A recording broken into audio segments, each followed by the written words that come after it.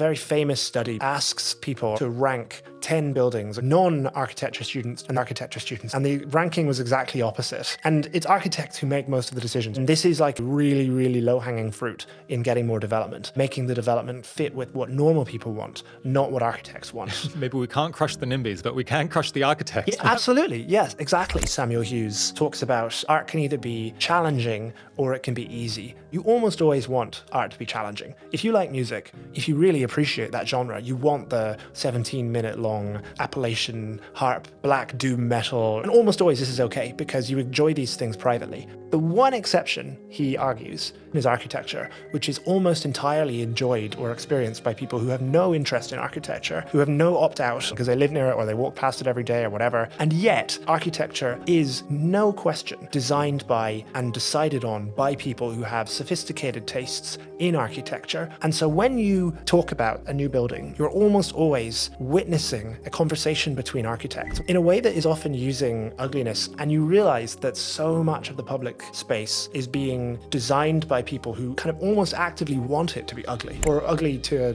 Philistine like me anyway. It helps to explain why it is that so much of the modern built environment is really not very attractive. There will be some people listening who will say like, well, I really like, let's say, brutalism, but most people do not feel that way. And this definitely, I think, affects the experience and the feeling and opposition that people have to new buildings, because this is such a direct effect. And it affects such a large number of people, right? Yeah. Why shouldn't those places look like those really beautiful areas that we used to build but we don't anymore? A renewal of town streets and city streets that are at the moment quite ugly and been built in a way that is really not pleasing to the eye for anybody, and replacing them with probably Georgian, some Edwardian. Who could possibly object? Well, I mean, architects, but I guess we'll just have to outvote them. Yeah.